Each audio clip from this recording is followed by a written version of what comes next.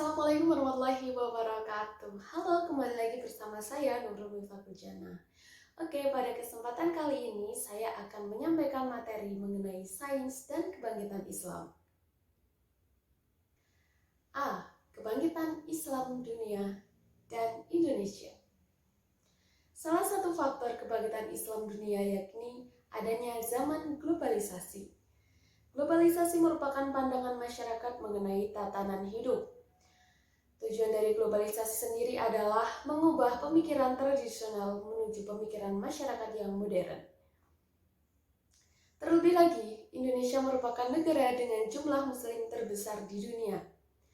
Para intelektual Indonesia mengatakan momen keterbukaan yang ada untuk mendirikan partai-partai politik, ormas, publikasi media, dan organisasi-organisasi payung sebagai cara untuk mengkoordinasikan kegiatan-kegiatan yang sedang atau akan dilakukan. Hal ini dapat dibuktikan dengan adanya buku-buku dari tokoh-tokoh maupun aktivis di Indonesia maupun di dunia, yakni pertumbuhan jilbab, kebangkitan politik Islam, pertumbuhan nama Arab, pertumbuhan kesalehan Muslim di kalangan anak-anak muda, jilbab sebagai simbol mobilitas yang tinggi dan aktivisme politik, dan pertumbuhan literasi Al-Quran. Dampak positif adanya globalisasi bagi umat Islam di Indonesia. 1. Adanya perubahan pola pikir dari tradisional menjadi modernis.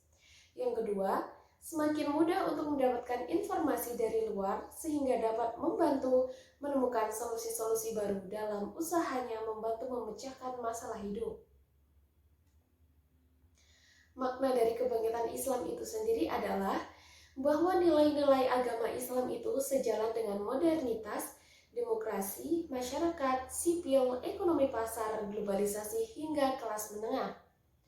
Maka hal ini akan mematahkan asumsi Barat yang selama ini memandang bahwa masyarakat Muslim sebagai masyarakat yang kolot dan terbelakang. Kemudian dari data literasi, sains Indonesia menduduki level yang terendah, yakni di antara 40 negara di dunia menurut data dari TIMSS 2015. Hal inilah yang menjadi salah satu penghambat untuk perkembangan kemajuan Islam dunia dan Indonesia. Pada abad ke-11, Imam Al-Ghazali mengintroduksi dikotomi antara ilmu agama dan ilmu keduniaan. Menurutnya, mempelajari ilmu agama hukumnya fardhu ain, sedangkan mempelajari ilmu keduniaan hukumnya fardu kifayah.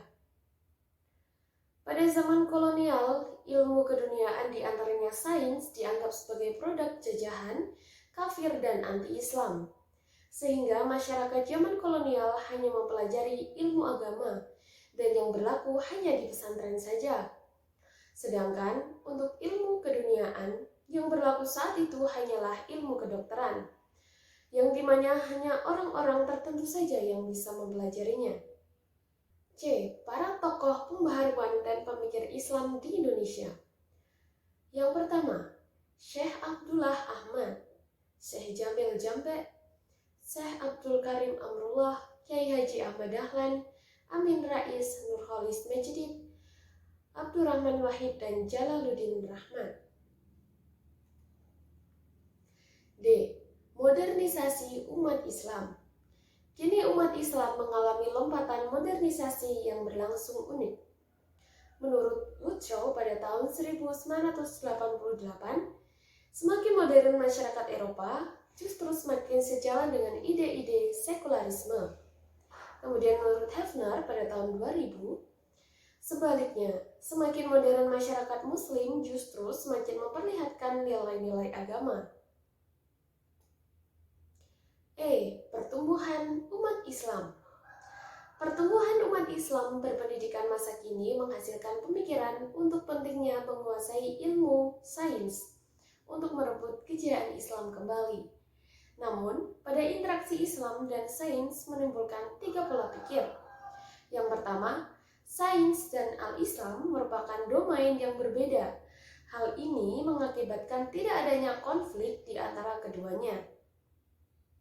Yang kedua, setiap proyek sains harus disesuaikan dengan ajaran Islam Dan yang ketiga, sains merupakan aktivitas sosial budaya yang diadopsi dari masyarakat barat dari kebudayaan Islam di abad pertengahan. Dan ada daftar pustakanya. Kemudian yang terakhir, daftar pustaka. Oke, sekian dari saya. Kurang lebihnya saya mohon maaf. Billahi taufiq wal hidayah. Wassalamualaikum warahmatullahi wabarakatuh.